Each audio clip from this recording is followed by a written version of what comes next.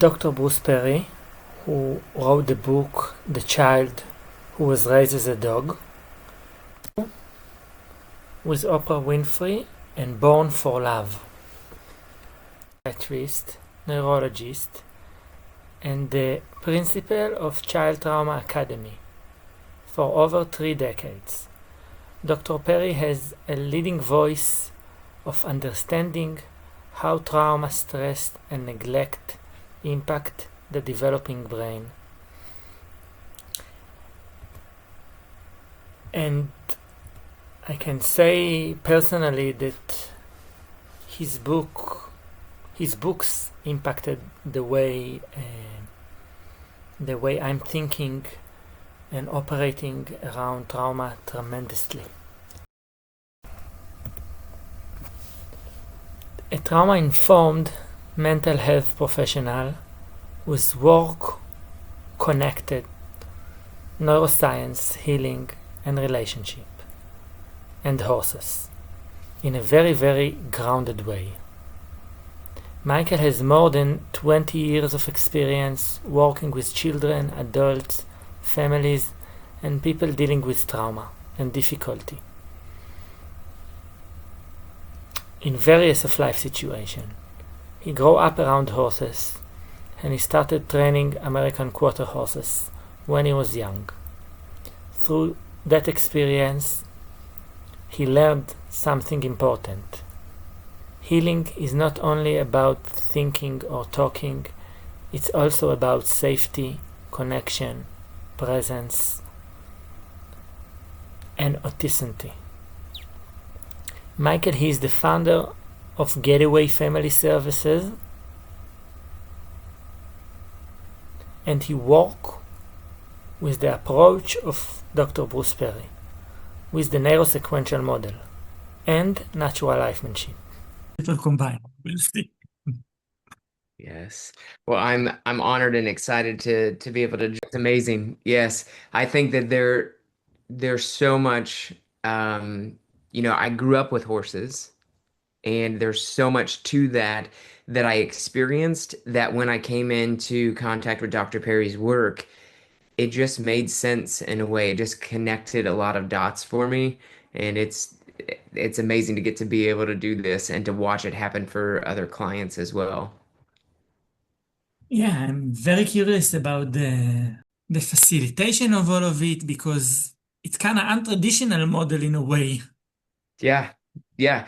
I think about this. There's a lot of times where I go, this is my job. I can't believe this is my job, because it feels really organic and natural as we're with the horses. And so I think that's the biggest part for me, is just figuring out, how do I relax into this, and how do I show up as myself, because that's what the horse needs. The horse doesn't know who the client is. And so I just need to show up as my authentic self. Hello, hello. Hello. How's my Yeah, audio? Can you hear me? I Yeah. can hear you. I think we will start with Sam.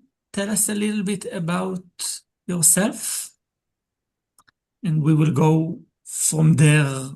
Michael, you want to go first? Sure. So I'm Michael Remole, and I'm a life, uh, I guess a horse person for my entire life, and have always known that there was something incredible about horses.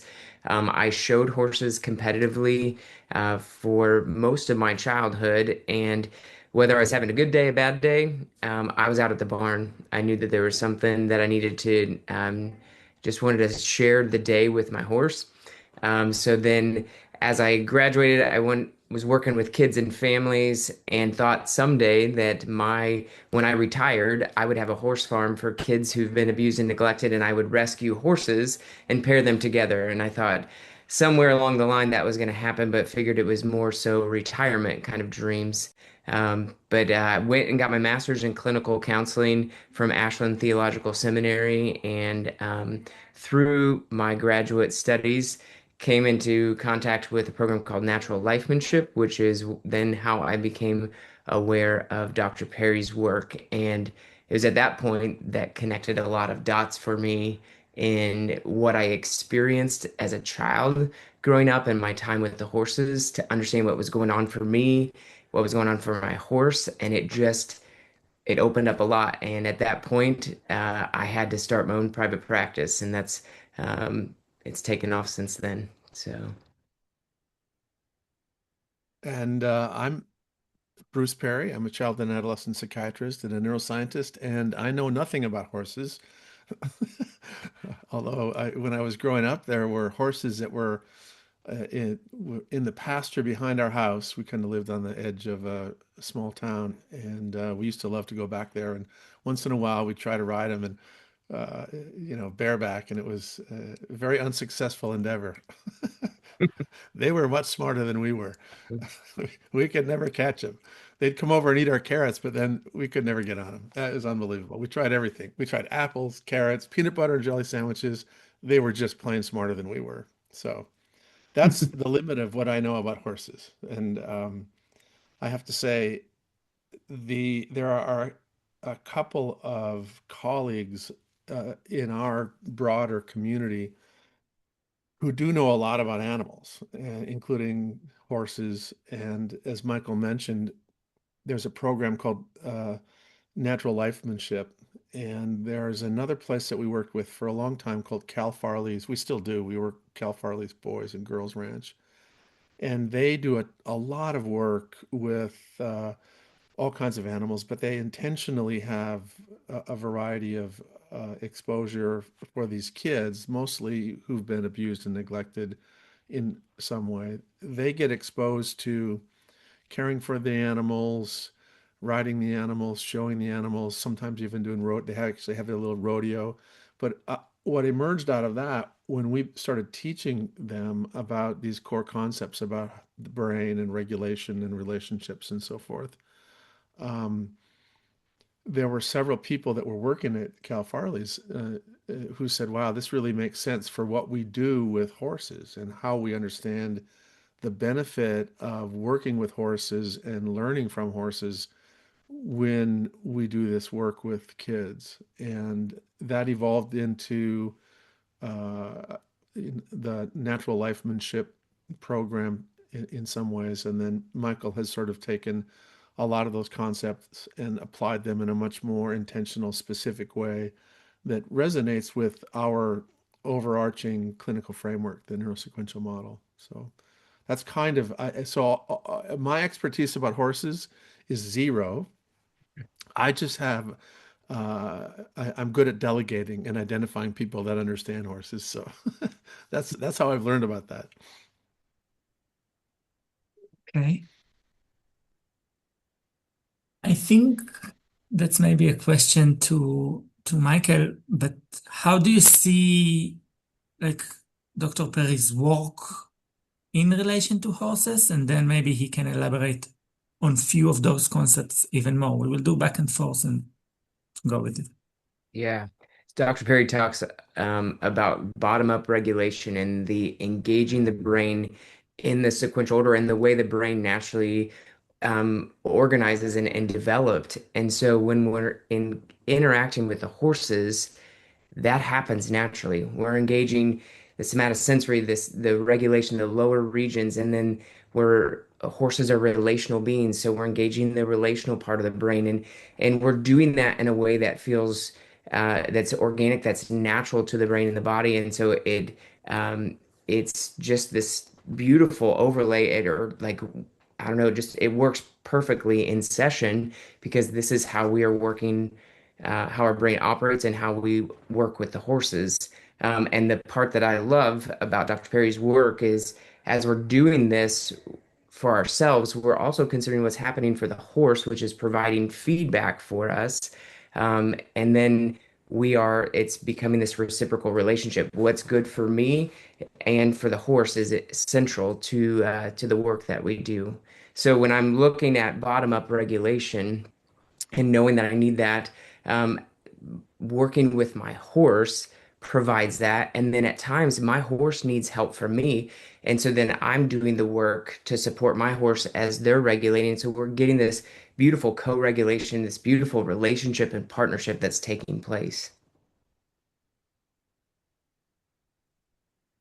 And, one of the things about working with animals, and, and Michael can elaborate a little bit more about this, but many of the children we work with and adults who have had developmental trauma, they have had those bad experiences in context of relationships.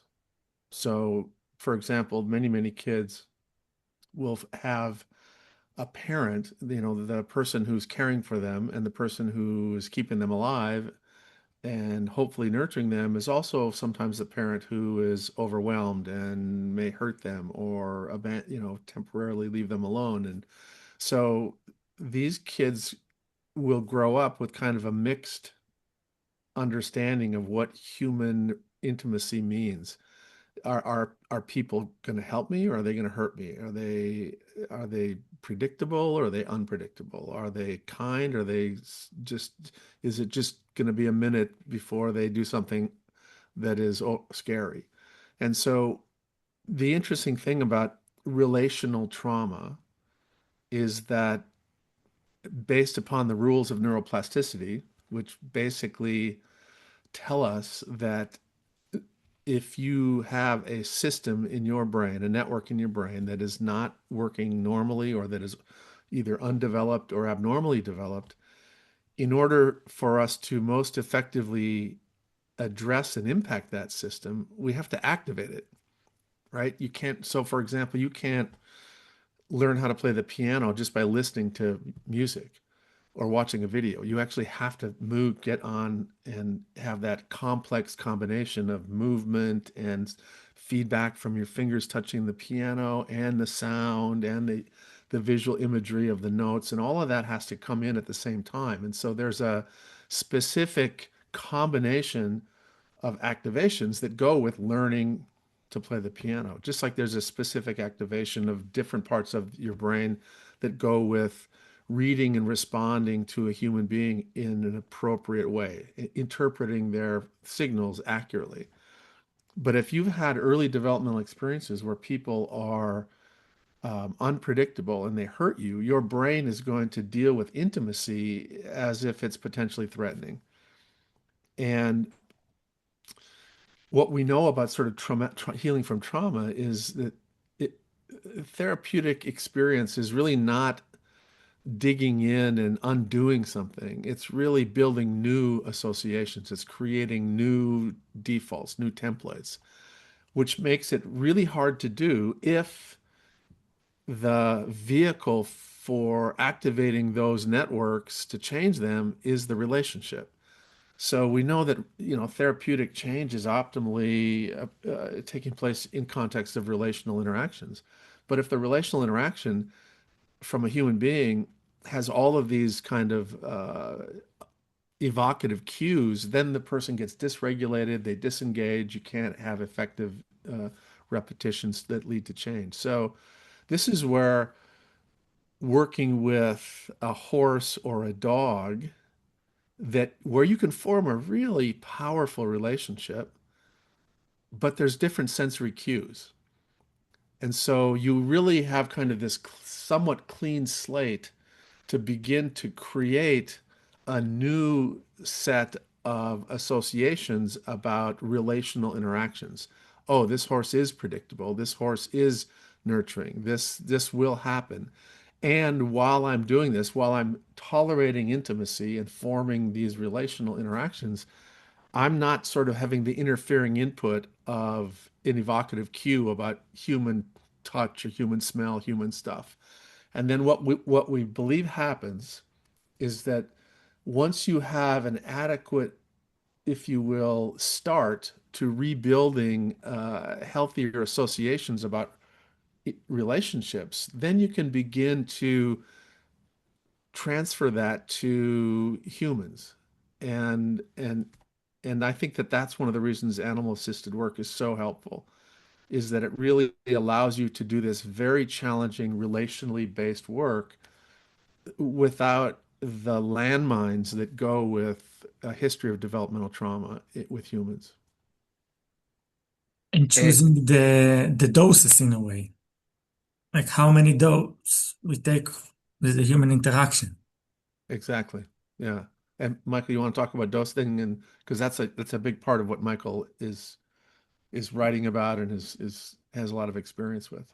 Yeah, I think that as we think about this, the interactions with the horses, recognizing, you know, you should think about like a session being 60 minutes of real intense work, and there's moments we come in and out of that dosing, that stress, and how we can do that um, through brushing, through riding, through just the relational engagement there, and we're taking cues from what's going on for the client and what's going on for the animal and providing feedback for one another. And so we're providing that dose where we can stay within that window of tolerance. We're stretching that, and we're able to provide co-regulation for both beings in that, and really learning to respond to those social cues, to respond to those things that are helpful. Because if I can learn this in the relationship with this animal, the more I can be aware and attuned and responsive to their needs, I can start to translate that into relationships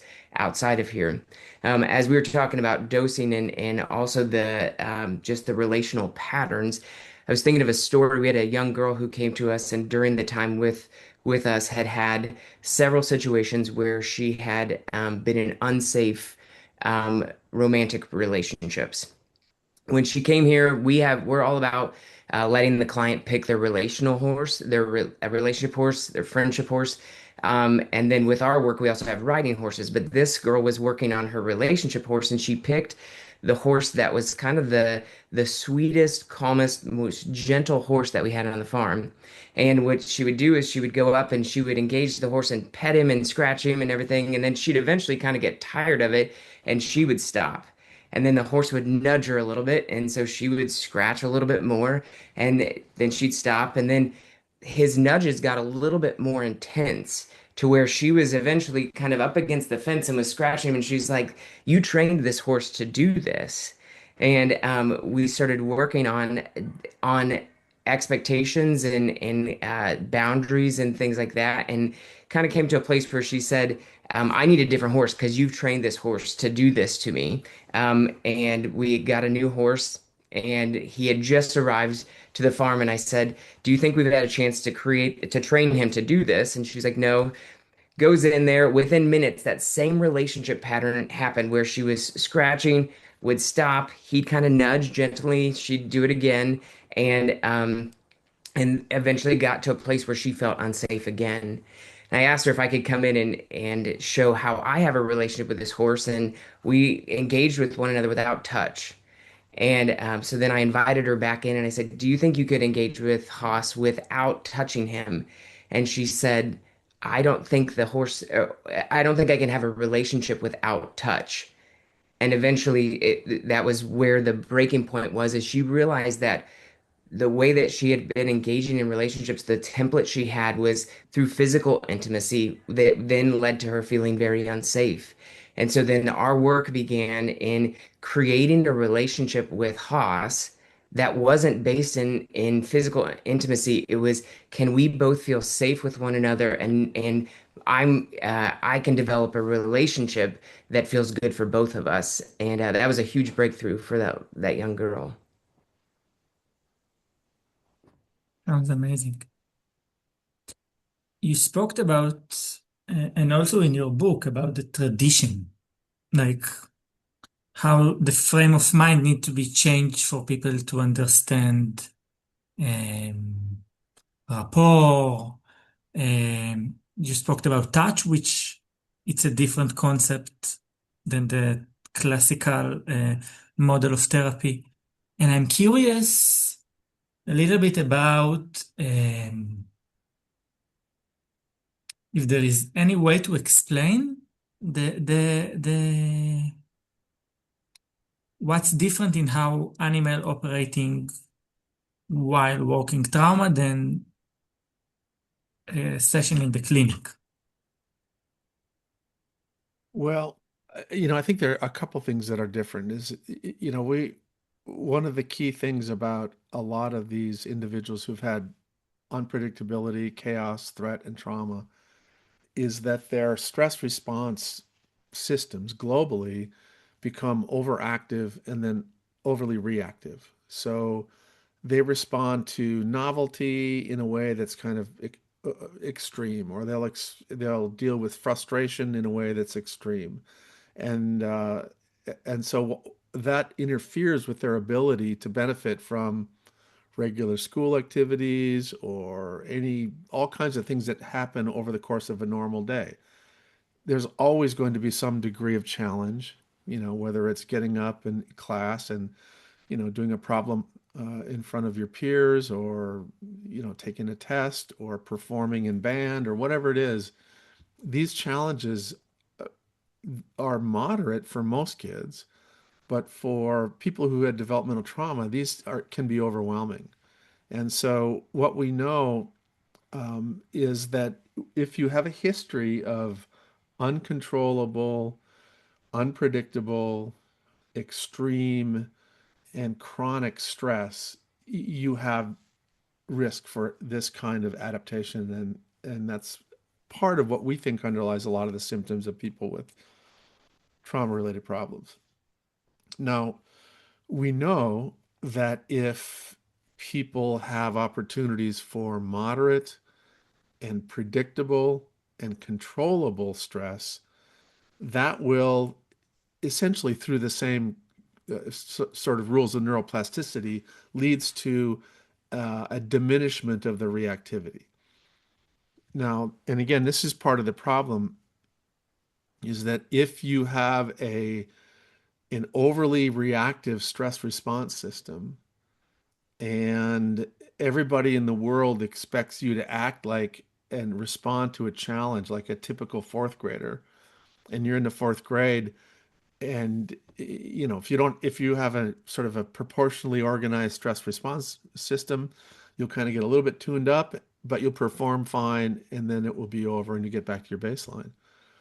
But if you're one of these kids that has had developmental trauma, you end up being overwhelmed. You worry about the thing the night before. You kind of try to get out of school. You're so sick you can't go to school. When you go to school, you have a meltdown. You can't perform. It's just catastrophically disastrous. And so part of what happens, and part of what's really good about working with an animal, and horses and dogs, but horses, the way Michael has set up this intentional exposure to working with the animal, and has a very graded process by which you groom and then interact in a different way, and then actually get to the point where you get on the horse, and there's a graded introduction to these tiny little challenges.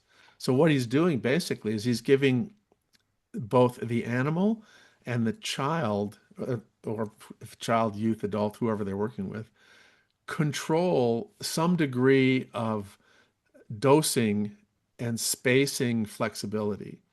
So not everybody goes through the same that sequence exactly at the same way. It's not like, all right, you have 3 sessions like this, and then you go to this level, then you go to this level, which is really like a lot of our protocolized trauma programs. They're not flexible enough for people to have controllability, to sort of self-determine what is a moderate challenge for them.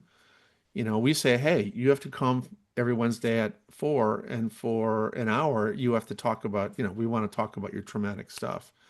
Instead of saying, we recognize that even if you think about it for 30 seconds, it's overwhelming.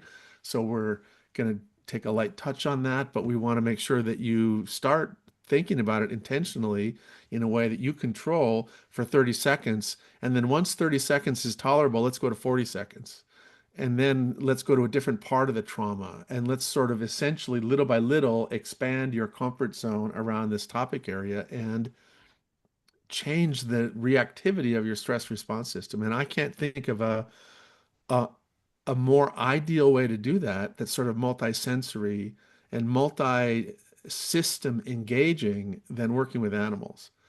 And because traumatic memory isn't just in one little part of the brain, it's not the recollection. It's actually in affective parts of your brain. It's in emotional parts of your brain. It's in sort of physiological regulation parts of your brain.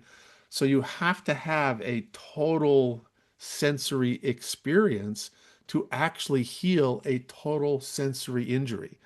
And that happens, that does not happen in cognitive behavioral therapy where you sit across it and don't move, don't have any sensory experience except the smell of the guy's office or whatever.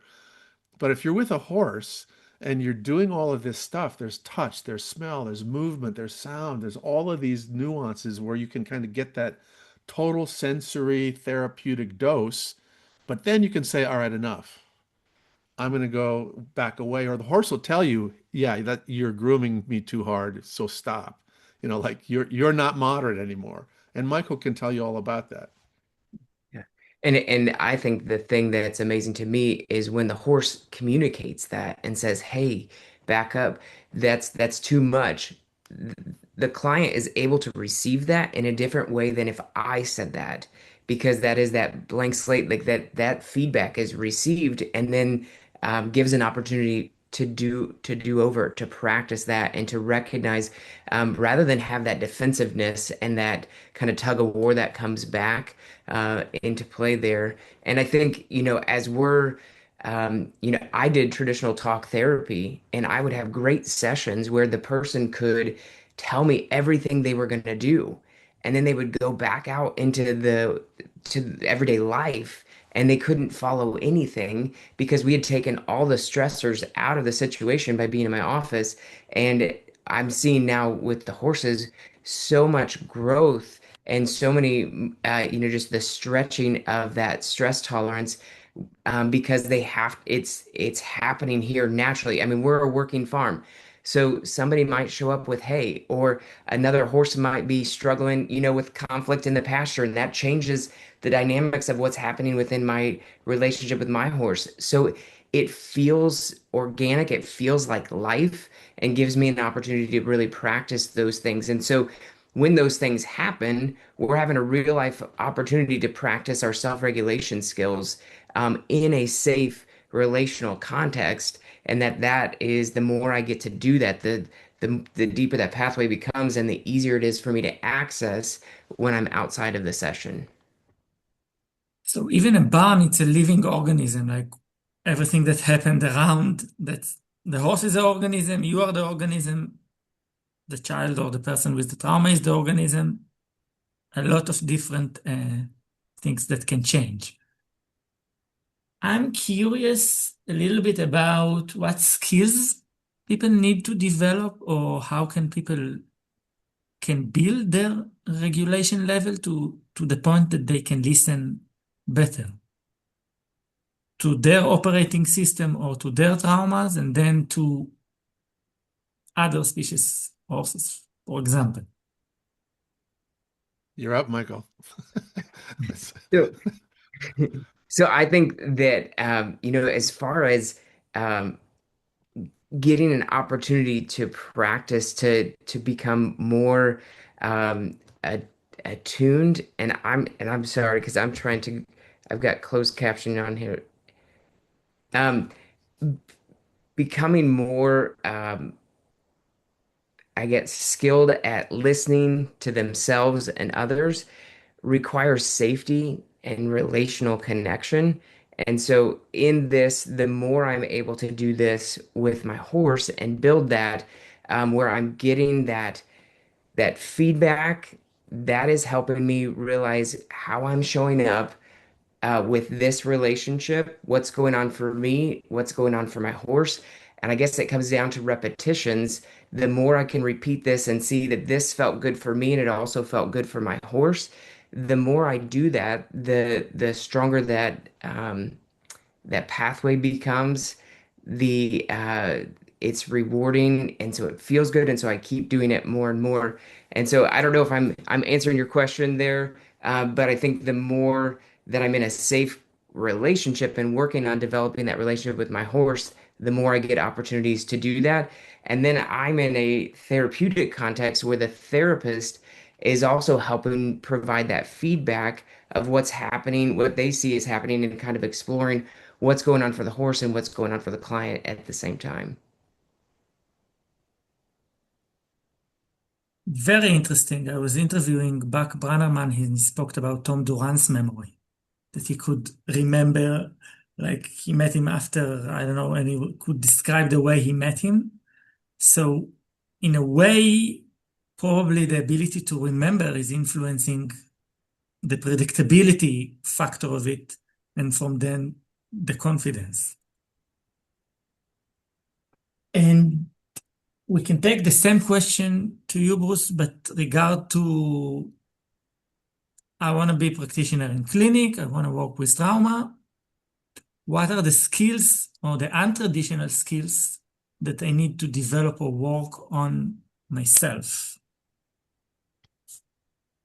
Well, there's a couple things I think are important when you think about sort of therapeutic work. And I think it's important for people to hear that not everybody is the same, right? I mean, and which is good. I mean, I know everybody knows that, but the truth is, you can provide positive therapeutic interactions with individuals uh,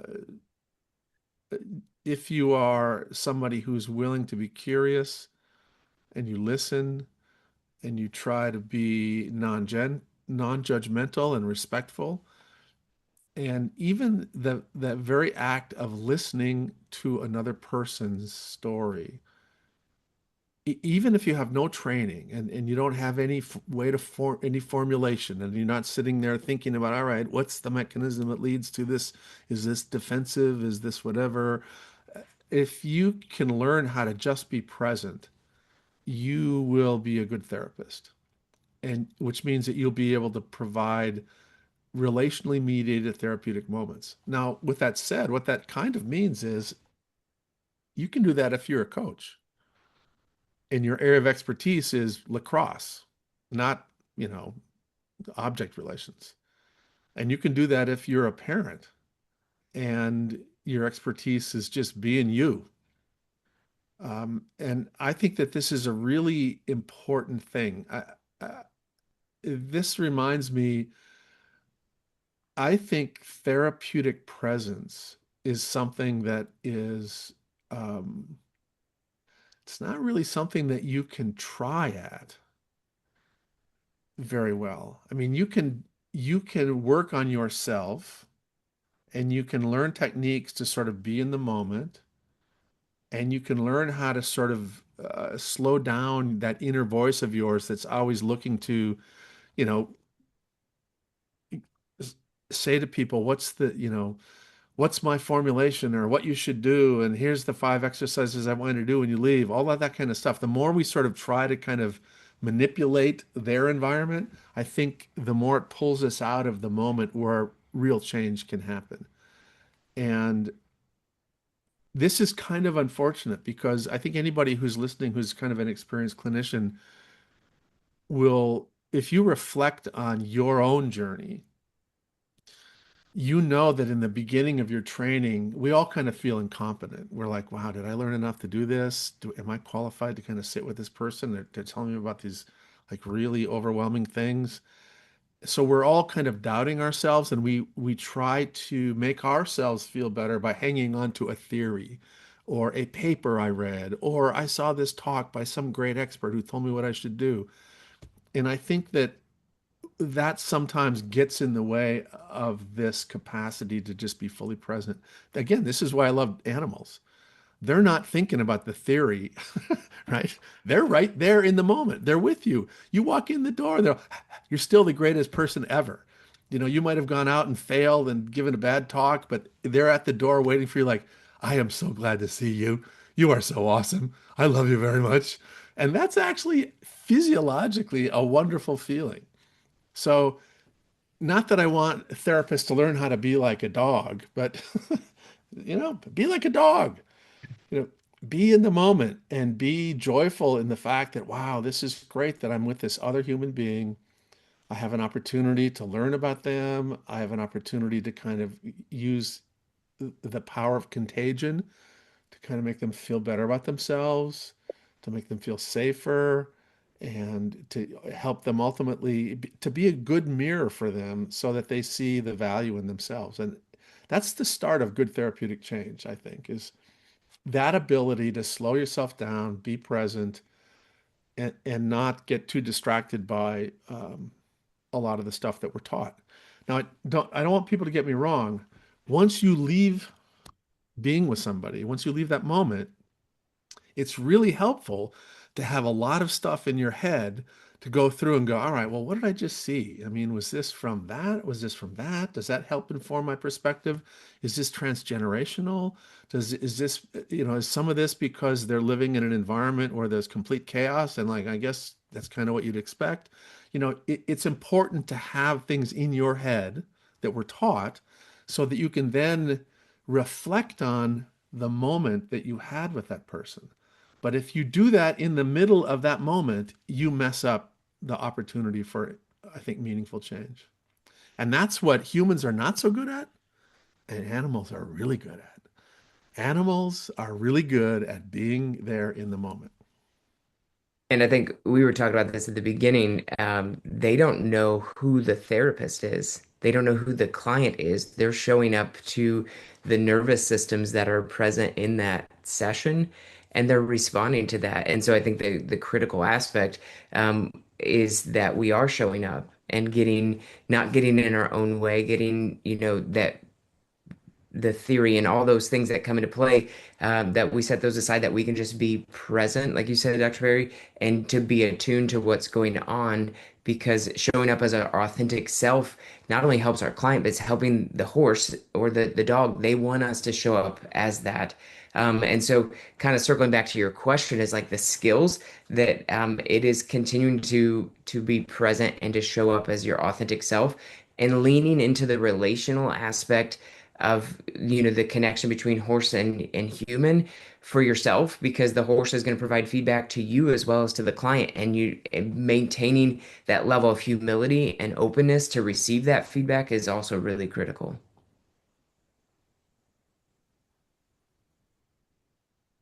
I want to go back to something you said, Bruce, about the being a good mirror. Okay. And I'm asking why, because I can not agree more with what both of you saying about being on the moment or listening or being curious or slowing down. But yet, a lot of people are not slowing down, or a lot of people, and even in the how do I say, even people that are working with horses, Michael can relate to it or not, but how much they are in presence with their horses or what they need to be there because they have the best teachers around them to be present, and yet it's missing. Yeah. So from your Yeah. experience with a lot of training of people and with a lot of training in people and horses, Michael, what is the way to go about it? Let me just make one comment before Michael jumps in here, because I think one of the things that you're sort of keying in on is really like a pervasive issue with all of the people that are interested in developing and providing high quality mental health services. And that is that you can have all of the best intentions, you can put together what you think is a very good selection process to identify people who may have these qualities. But there are going to be a lot of people who have not really, if, as they say, done their own work. So they themselves get easily either stirred up, or people are talking about it in different ways, but sort of the classic term in our field is countertransference, right? There are countertransferential issues. There are people who, for whatever reason, this circumstance, this person, this day makes them uh, unavailable to do that, to be kind of what we're talking about, to be present and respectful. And then sometimes there are people that are like, oh, really the wrong person to do this. You know, I mean, I always laugh because sometimes I hear about, this is probably not fair to education, but there are times when I hear about teachers that like, holy shit, you don't like kids, do you? You just see them, you're like, how did you get into this field? Um, and I think it's probably the same with every area of mental health. It's probably the same about every area. that there's a mismatch between sort of the abilities of that person and what we're asking them to do. Now, you can have people that have tremendous sort of moral values and intellectual capabilities, but for whatever reason don't have the relational presence or skills to kind of do this. And what I've learned to do over time is that when we run into somebody like that who really, really wants to do the right thing, but they just can't, we try to find other ways that they can be present in a therapeutic environment and contribute to it without having to be the ones that provide those relational moments. They may be really good at teaching, they may be really good at research. They may be really good at other aspects of the work that give them a better sense of competence and confidence, but they're not the ones that are going to be able to sit with people who are in pain because they just can't tolerate it. And so they'll do all kinds of stuff to sort of minimize or divert. They'll say, "Oh, don't worry," whatever. But in the end, the ability to kind of sit with people in pain is very. It takes a certain set of emotional qualities that some people just have not yet developed, or may never develop. So anyway, Michael, I don't know what. Well, and I was thinking, you mentioned mirror, and I think of the mirror as being this exact reflection. So, like, if I'm mad, that means my horse is mad or whatever. But to me, I think where the thing that I like to dig into is the horse is showing up to and responding to how I present. So if I'm mad, but on the outside, I'm acting like everything's fine. I'm incongruent. The inside does not match the outside. And so when we translate this to the horse's world, that's exactly what a predator does. A predator is sneaking up on the horse because, and inside, they're like, this is going to be a delicious dinner. And on the outside, they're trying to act all calm so they can get as close as possible. And so to me, I think about this in the ability for the clinician and for the client, inviting this bit of being vulnerable enough to be congruent. That when I'm anxious, I say I'm anxious and that it's showing on the outside. My horse would much rather me do that than be like, I'm not scared, I'm fine, and go and get on. And inside, I'm a mess. The horse is going to respond to that. And so I think the power of this work is inviting both the client and the professional to show up and to match, to be congruent inside and outside. And so when I start to notice the things that are going on with my horse, that they're showing me things, I have to wonder if myself or my client are starting to be incongruent, and what do we do therapeutically to invite that bit of, or to work towards that bit of congruency for both humans, and then also to do the same for the horse. Because the thing, I guess, also with horses, they can't lie to us. They're not going to lie to us. They're not going to do that. So they're going to show up as their authentic self. And I think what they want most from us is to do the same thing. Both of you are speaking about something that it's contra, like not the way the logic will go regard to coming clean board to a therapy, not whiteboard. In love with or authentically. There is anything you feel you are doing daily and maybe it's not fit others, but it's your way of doing that to be your authentic self or to be in love with whatever you are doing.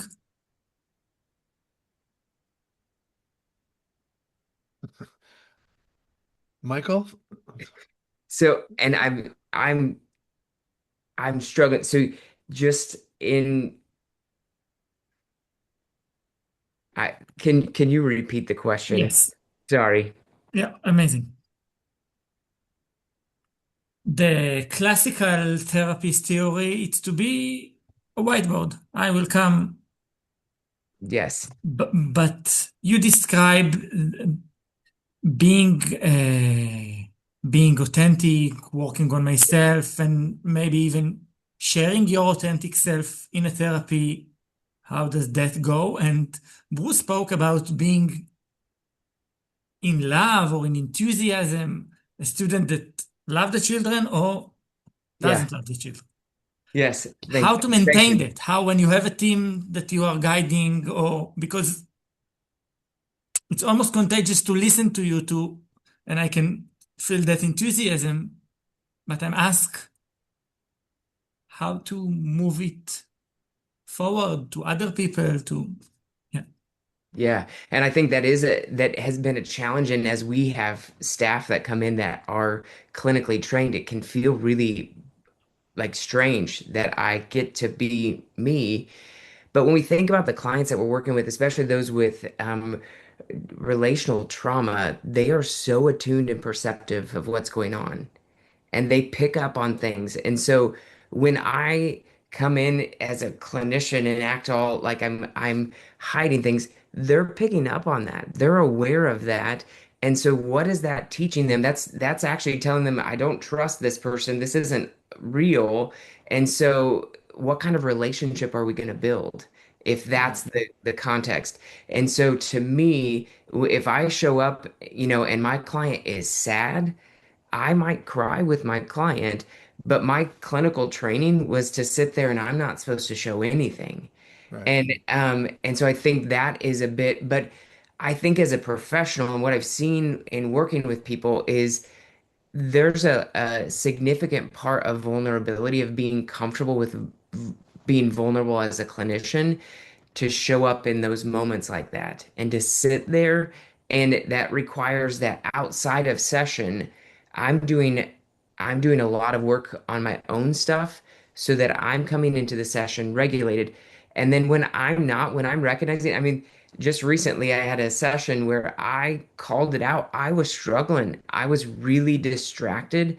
And I said, buddy, I am sorry. I have several things that are on my mind. And I think that's showing up right now.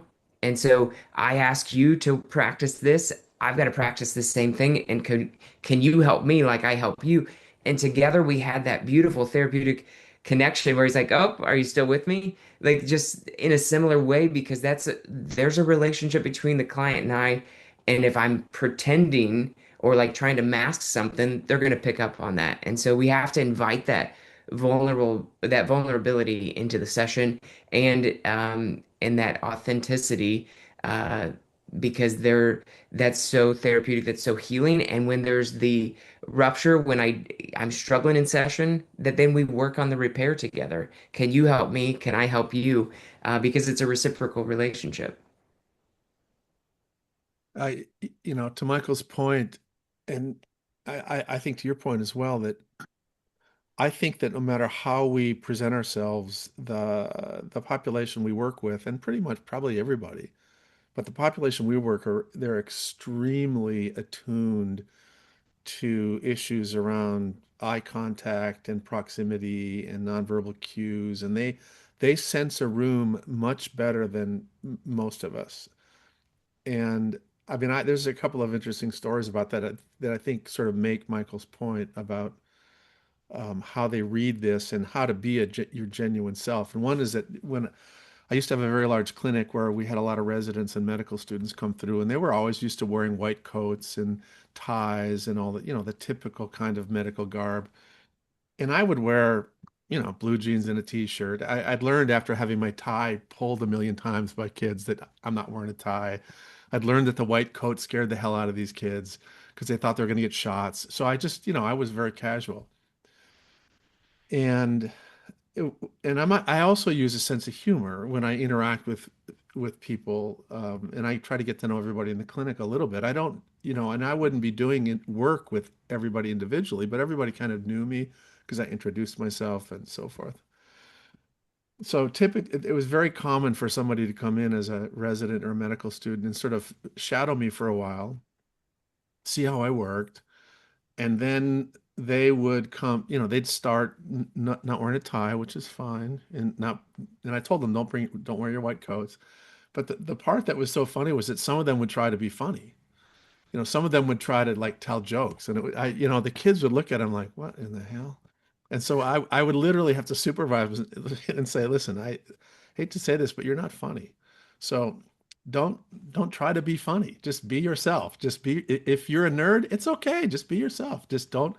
Just be yourself. Do you normally tell jokes to your patients? No, you're not good at it. So don't do it.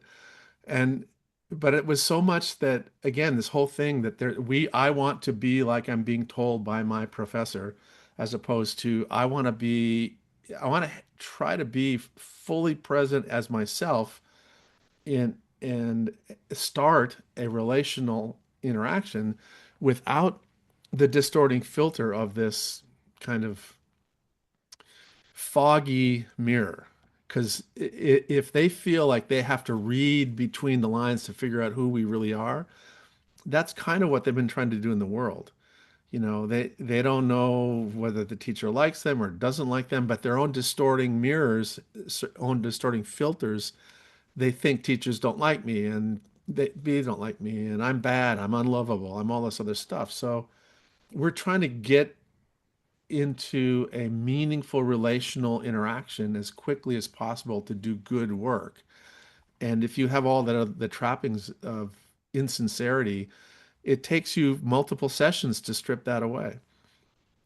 One of my favorite stories about this is that the way our clinic was set up was that we would have the whole family come in with the client, with the child, and a lot of times it was a child who was in foster care, and then the caseworker would also come in the initial visit, and we would have multiple members of our team would meet with them just to tell them how we worked and to see who the familiar faces were and to give them some understanding of who might get your history and who you might talk to and who you may do long-term work with and that sort of thing. And usually that would be going on. And I can't tell you how many times that would be going on, and I'd have my senior resident would be asking questions and getting all this stuff and explaining things. And then I would come into the room. And I'm just like, I would come in the room and I would just sit in a corner with blue jeans on and a white shirt. And like the caseworkers and the parents would look at me like, why is the janitor here?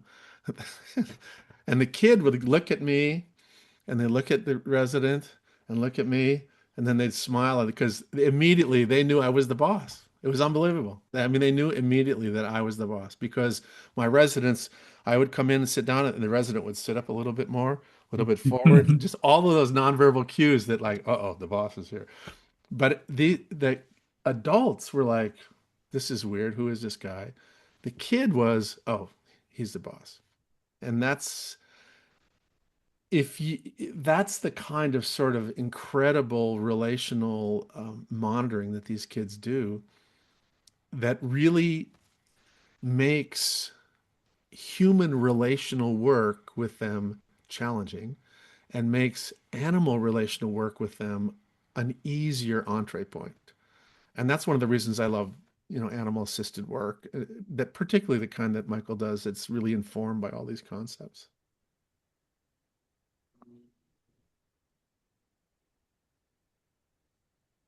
I'm taking from that the power of authenticity, and um, it's even aware authenticity because you describe like my character or who am I when I'm fully myself is telling a joke. Someone else's, I will not tell a joke as fully myself, for Exactly. example. Exactly.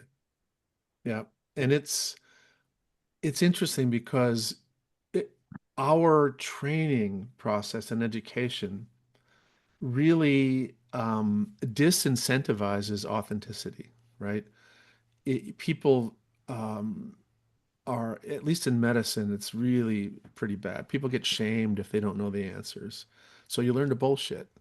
And you learn to sort of like act like you know something when you don't know something.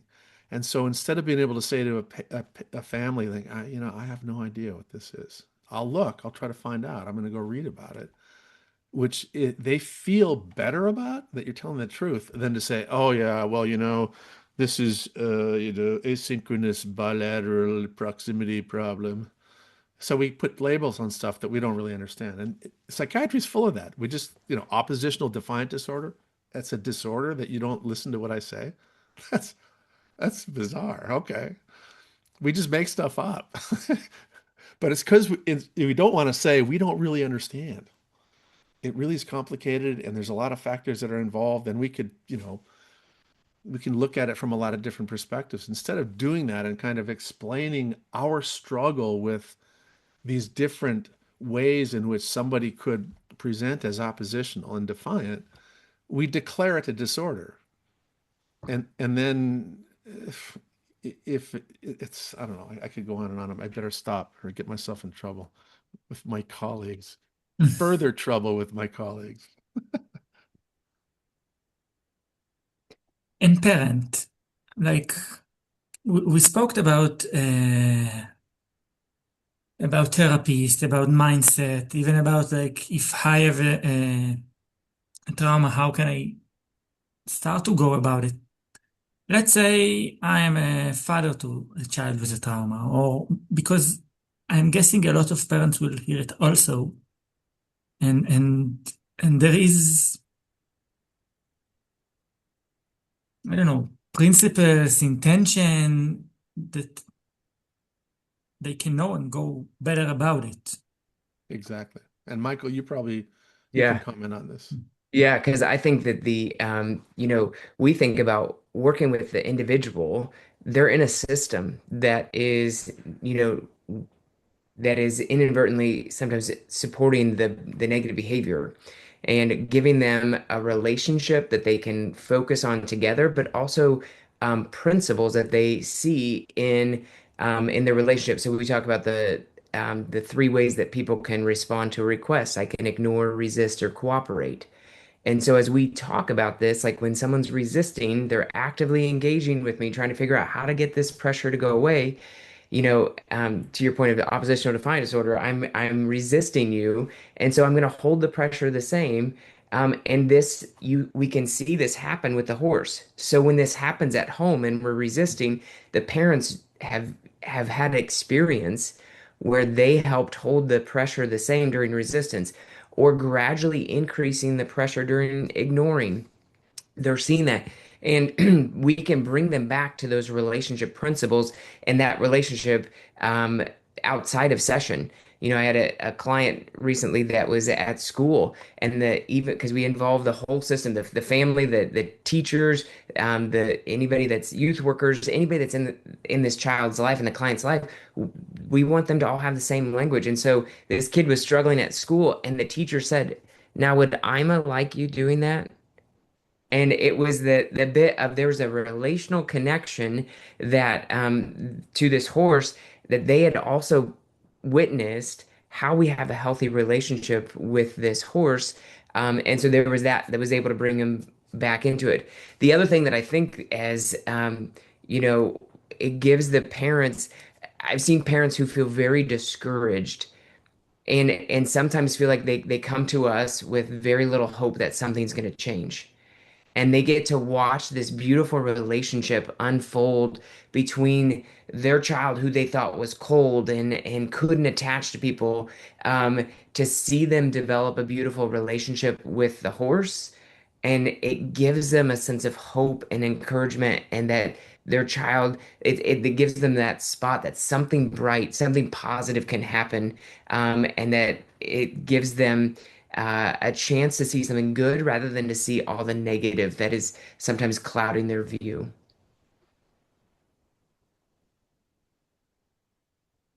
So you're saying even the work is emphasizing the positive side of it, and then we all know more belief in the child than a different behavior regard to that.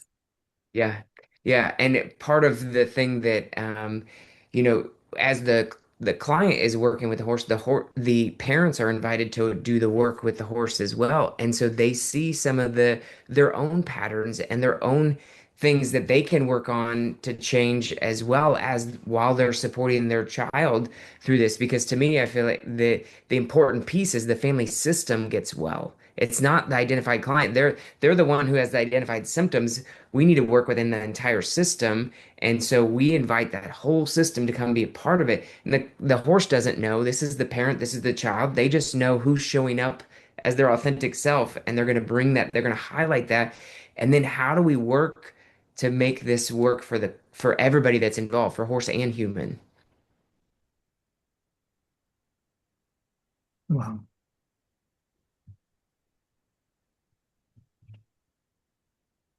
And I think, I guess I'll to go back, like the beauty of the neurosequential model and the sequence of engagement, we see this all the time play out with parents where, the client is the one who seems to be the one that's dysregulated all the time. They need help regulating. And then we see conflict take place or some frustration, some small frustration in a family session, and you see how quickly the parents also become dysregulated. And so being able to support that bit of regulation for them as well and helping them understand what's going on within their own brain and body as they're doing this is so helpful for the parent so that when they're at home, they also have that, or they're out in the community, they have that same opportunity to practice, to build that relationship with the horse so they can carry it outside of that session. So in a way, a big component of this is modeling or educational modeling, because if it's systemized wide enough.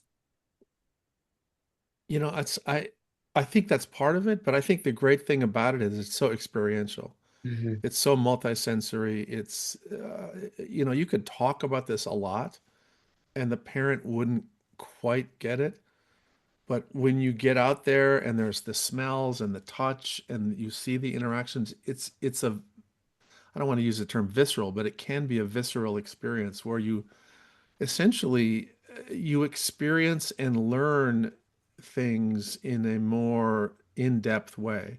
And I think that's one of the things I love cognitive work. I mean, everybody loves the cortex, right? The brain's a good thing, reading's good, words are good. But the reality is we all know that the majority of communication and connection with another person is really not what you say, it's how you are. And that is this, you know, the way you smell, when you get close, and the smile, and sort of the tiny little, the raising of one eyebrow when you're in an interaction. Those things are what make powerful connection and can really anchor both social, emotional, but also cognitive information, right? So you begin to sort of make a deeper um, understanding of the world and of yourself and of how you are with other people.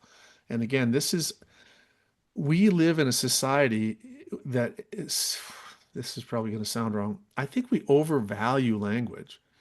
I mean, we overvalue words, and we undervalue all of the other things that words emerge from. Language and communication is intimately connected to movement and hand gestures and tone of voice, and you communicate with this as much as you do with the transcript of the language that comes out. So we're going to you'll get a transcript of this conversation, but if somebody looked at it and they didn't hear the prosody of my voice and didn't see my hands wiggling and me moving, it they'll it will elicit a different experience for them. It won't be wrong, but it will not be as complete as what I'm trying to communicate. And I think that this is something that we continue to struggle with in mental health because we have these rules about how we do our work. Oh, you don't go for a walk with somebody. They have to sit in your office. And like with kids, like in school, don't move. Like, well, that's kind of stupid because we know that moving actually helps you learn things, but we don't want you to move. Don't move. Um, Again, and we have really odd ideas about what's an appropriate dose of learning. 45 minutes, well, that's kind of stupid. If you look at all the neurobiology of acquisition of creation of memory and internalizing new content, it's tiny little doses of a little bit here, then let's do something else, a little bit here, come back to that. It's so different. The biology of change in the human body, not just in the brain, but in muscles, in respiratory stuff. We know about you wouldn't sit around and just lift weights, lift weights, lift weights, lift weights all day long. You can get really strong if you lift a little bit for 3 or 5 minutes, do that 3 times a week, you get stronger. You don't need to beat the shit out of your muscles. And I think this is kind of the stuff that we we're learning about in mental health. We just need to appreciate the nuances of the natural world and the rhythms of the natural world and try to be resonant and synchronous with them, and we will be more effective at helping people change.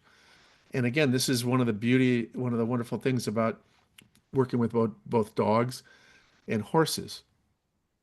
Those species co-evolved with human beings. They co-evolve. The part of their brain is literally co-evolved with parts of the human brain.